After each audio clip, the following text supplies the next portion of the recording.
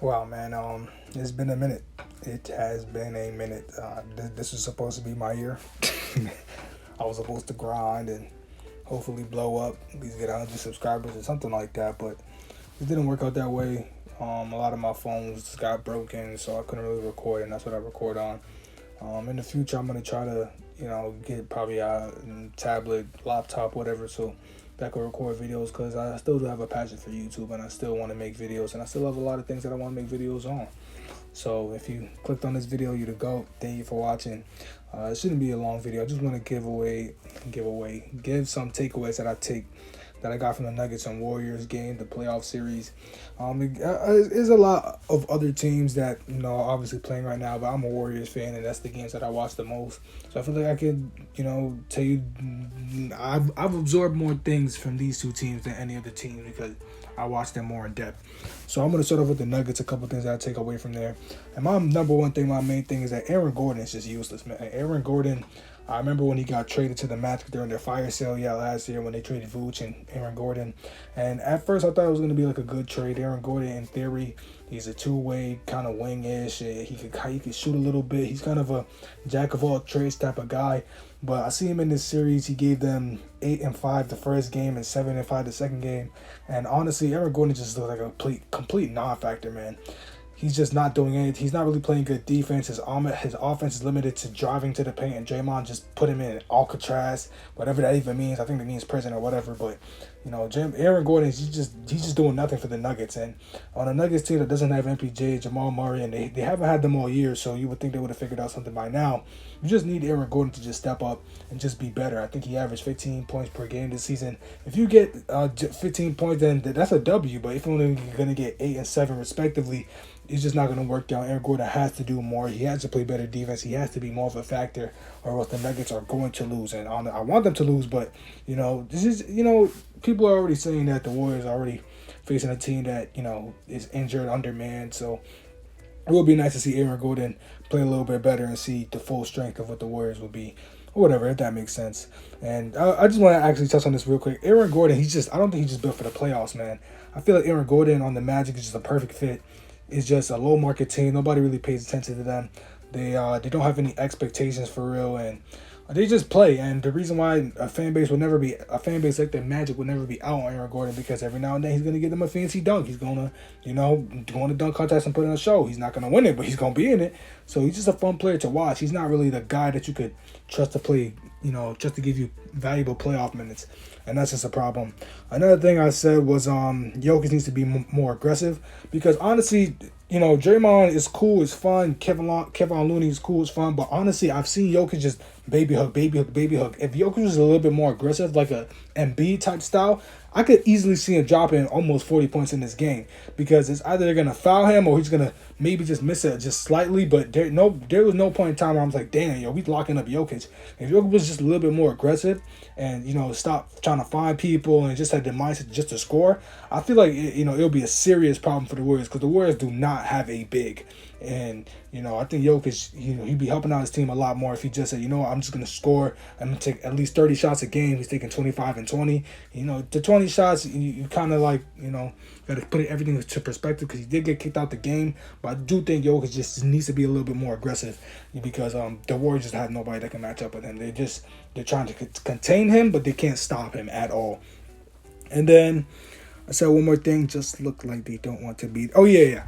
The Nuggets, they just look like they don't want to be there, man. They just look very overwhelmed by the whole atmosphere. The home court advantage is on full court effect. I've never been inside the Chase Arena, but it seems like it's one of the loudest arenas ever. Like, the fans go crazy after every shot, and I could tell that it's going to be very demoralizing after every shot, after every Jordan Poole shot. Steph's doing some crazy things. Clay's going on fire. I could just tell it's just very demoralizing, and they just don't want to be there. Nuggets just look like they're just outmatched. They just look they just look like they just don't want to be there. And that's how you see Will Barton there, arguing with DeMarcus Cousins, because they're just stressed out. They just can't take it. And we'll see what happens in the Nuggets home court. Maybe things change. Maybe because they're in a better atmosphere. Maybe, but we'll see. And I'm going to go to the Warriors takeaway. I said Jordan Poole is breathing life into the Warriors dynasty. That's absolutely true. Jordan Poole, I don't know where the Warriors would be without Jordan Poole, honestly, because, you needed somebody to take over that Clay role, and it wasn't going to be Wiggins, because Wiggins is just not consistent enough. I was a big defender of him making the All-Star starter team. I know damn well Wiggins shouldn't have been no All-Star starter, but it's whatever though. We needed somebody to replace Clay for that time, and Jordan Poole was just that guy. At first I thought, Moody could maybe slide into the starting spot, but I guess he's not ready. So Jordan Poole, he's Steph. He's basically Steph. And he's a little bit more aggressive than Steph. I think he's faster than Steph to me. I think Steph's maybe lost his step a little bit. He's still one of the most skilled players in this league, but Jordan Poole is he's just right there with him, man, honestly. And I think Jordan Poole is going to be a star in this league, and I don't know where the Warriors would be without him. So yeah, Jordan Poole, he's amazing. He just has so much swagger, so much confidence. And I feel like he should be talked in the same breath as maybe I should calm down, but Ja, Luka, Trey, a little bit there. He's getting there. I feel like he's getting there. By next season, maybe the season after that, or they're gonna have to pay him a lot of money. We're gonna see how that's gonna work out. But yeah, I think Jordan Poole, he's definitely getting there, man. And I said Clay, he's not forcing shots. There was a lot of times with Clay. When I was watching him during his comeback, he's taking like mid-range jump shots, turnaround fadeaways, and he was just trying to I saw a segment with Stephen A. because he was talking about, he said he's kind of forcing the issue a little bit. He's trying to be somebody he's not because he feels like he has to prove something, prove that he's top 75 player and all that.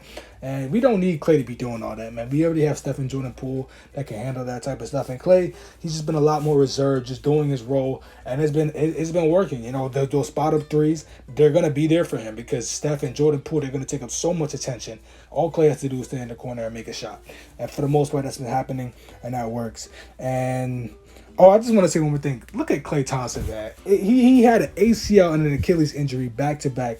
People have already kind of forgotten about that, but look how well he's performing after those two career-changing injuries that a lot of people don't even come back from. A lot of people don't even play another NBA game after one of those injuries. So him having both of them back-to-back and still being able to average 20 in the regular season, even though his efficiency a little bit off, and then coming in the playoffs and perform like all-star level of talent, it's amazing. It's amazing, man. I think people really need to remember all that Klay Thompson had to go through before he got to this point, because it's just amazing.